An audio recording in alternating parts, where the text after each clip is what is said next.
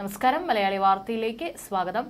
അങ്കമാലിയിലെ ഗുണ്ടയുടെ വീട്ടിൽ വിരുന്നിനെത്തിയ Alappuzha crime branch DYSP MG Sabu police സേനയുടെയും സർക്കാരിന്റെയും സൽപ്പേരിനെ കളങ്കം ചാർത്തിയെന്ന സസ്പെൻഷൻ ഉത്തരവിൽ രൂക്ഷ വിമർശനം. ജനങ്ങളുടെ സമാധാന ജീവിതം അപകടത്തിലാക്കുന്ന നടപടികൾക്കെതിരെ പോലീസ് സ്വീകരിക്കുന്ന ശക്തമായ നടപടികളെ ദുർബലമാക്കുന്നതാണ് ഡിവൈഎസ്പിയുടെ പ്രവൃത്തിയെന്നും പറയുന്നു. ഗുണ്ടയും വിവിധ പോലീസ് സ്റ്റേഷനുകളിലെ കേസുകളിൽ പ്രതിയുമായ തമ്മനം ഫൈസലിന്റെ അങ്കമാലിയിലെ വീട്ടിലാണ് MG സാബു 3 പോലീസ് ഉദ്യോഗസ്ഥരോടൊപ്പം 26-ന് എത്തിയത്. ഇവർ അവിടെ വളരെയധികം സമയം ചിലവഴിച്ചതായും സസ്പെൻഷൻ ഉത്തരവ് സ്ഥിരീകരിച്ചിട്ടുണ്ട്. പൊതുജനങ്ങളെ സംരക്ഷിക്കാൻ ബാധ്യതയുള്ള ഉദ്യോഗസ്ഥൻ ഗുണ്ടകളെ സഹായിക്കുന്നെന്ന ധാരണ പരക്കാൻ ഇടയാക്കുന്നതാണ് സാബുവിന്റെ നടപടിയെന്നും ഉത്തരവിൽ പറയുന്നു. പോലീസിന്റെ സൽപ്പേരിനെ സാബുവിന്റെ പ്രവൃത്തി കളങ്കമുണ്ടാക്കിയെന്ന് പ്രഥമ ദൃഷ്ട്യാ കാണുന്നതിനാലാണ് സസ്പെൻഷൻ. MG സാബുവിനെ സസ്പെൻഡ് ചെയ്ത് സർക്കാർ ഉത്തരവിറങ്ങി.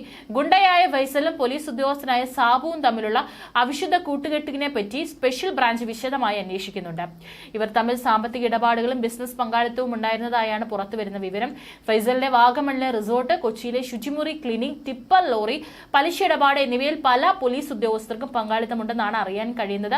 സാബുവിന് ഗുണ്ടാ സംഘങ്ങളുമായി വഴിവിട്ട ബന്ധമുണ്ടെന്നുള്ള ആരോപണം നേരത്തെ ഉയർന്നിരുന്നു. കുറച്ചുനാൾ മുൻപ് ആലപ്പുഴ കടൽ തീരത്തിന് സമീപത്ത് റിസോർട്ടിൽ വെച്ച് സംസ്ഥാനത്തെ വിവിധ ഭാഗങ്ങളിൽ നിന്നുള്ള ഗുണ്ടകളുടെ കൂടിച്ചേരൽ നടന്നത് വിവാദമായിരുന്നു. ഇക്കാര്യം വീഡിയോ ദൃശ്യങ്ങൾ ഉൾപ്പെടെ നാട്ടുകാർ പോലീസിന് കൈമാറിയിട്ടും നടപടി ഉണ്ടായില്ല. തമ്മനം ഫൈസലും ഡിവൈഎസ്പി സാബുവുമായി സാമ്പത്തിക ഇടപാടുകൾ ഉണ്ടായിരുന്നോ എന്നും പരിശോധിക്കുന്നുണ്ട്. കൊച്ചിയിലെ ഒരു കുപ്രസിദ്ധ ഗുണ്ടയുടെ വിശ്വസ്തനായിരുന്ന ഒരു കാലത്ത് ഫൈസൽ. ഗുണ്ടാ പോലീസ് ബന്ധം ചർച്ചയായതോടെ വീണ്ടും നടപടികളുമായി പോലീസ് നേതൃത്വം രംഗത്തുണ്ട്. സംശയമുള്ളവരെ നിരീക്ഷിക്കുകയും നോട്ടത്തിലുള്ളവർക്കെതിരെ നടപടിയെടുക്കാനുമാണ് തീരുമാനം. ഇതിൽ മണ്ണ് മാഫിയയുമായി ബന്ധമുള്ള 30ഓളം ഉദ്യോഗസ്ഥരും ഉൾപ്പെടും. ഈ സർക്കാർ വന്ന ശേഷം ഇതുവരെ 20ഓളം ഉദ്യോഗസ്ഥരെയാണ് ഗുണ്ടാ ബന്ധത്തിന്റെ പേരിൽ സസ്പെൻഡ് ചെയ്തത്. 23 പേരെ പിരിച്ചുവിടുകയും ചെയ്തു. അടുത്ത കാലത്ത് 850ഓളം പോലീസ് ഉദ്യോഗസ്ഥരാണ് ക്രിമിനൽ കേസുകളിൽ പ്രതിയായത്. കൂടാതെ സിവിൽ പോലീസ് ഉദ്യോഗസ്ഥരായിരുന്നു. ഒരു ഡിവൈഎസ്പിയും 15 ഇൻസ്പെക്ടർമാരും ഇതിൽ ഉൾപ്പെട്ടിരുന്നു. നടപടി ഉണ്ടായവ ഇതൊക്കെയാണ്. കുപ്രസിദ്ധ ഗുണ്ടാ നേതാവ് ഓം പ്രകാശിന്റെയും മറ്റൊരു സംഘത്തിന്റെയും കുടിപ്പക പറഞ്ഞു തീർക്കാൻ 2 പ്രമുഖ ഡിവൈഎസ്പിമാർ ഇടപെട്ടു. ഇതിലൊരാളുടെ മകളുടെ പിറന്നാൾ ആഘോഷത്തിന്റെ അണിയറ പ്രവർത്തകരും ഗുണ്ടകളായിരുന്നു. 2 ഉദ്യോഗസ്ഥരെ സസ്പെൻഡ് ചെയ്തു. ഗുണ്ടാബന്ധത്തിന്റെയും ക്രിമിനൽ കേസുകളുടെയും പേരിൽ തിരുവനന്തപുരം സിറ്റി പരിധിയിലെ ഇൻസ്പെക്ടർ അടക്കം 3 പേരെ പിരിച്ചുവിട്ടു. തിരുവനന്തപുരം നഗരൂർ പോലീസ് സ്റ്റേഷനിൽ 3 ഉദ്യോഗസ്ഥരെ സ്ഥലം മാറ്റി.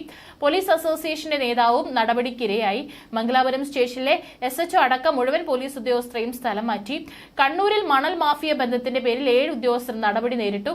തൃക്കാക്കര, ആലപ്പുഴ, തിരുവനന്തപുരം എന്നിവിടങ്ങളിൽ ക്രിമിനൽ കേസ് പ്രതികളായ പോലീസ് ഉദ്യോഗസ്ഥരെ പിരിച്ചുവിട്ടു. തിരുവനന്തപുരത്ത് 10ഉം കോട്ടയത്ത് 3ഉം തൃശൂരിൽ 2ഉം ആലപ്പുഴയിൽ 2ഉം എറണാകുളം റെയിൽവേ വിജിലൻസ് എന്നിവിടങ്ങളിൽ ഓരോ ഉദ്യോഗസ്ഥരെ വീതവും ഈ സർക്കാർ വന്ന ശേഷം ഗുണ്ടാ ബന്ധത്തിന്റെ പേരിൽ സസ്പെൻഡ് ചെയ്തിട്ടുണ്ട്.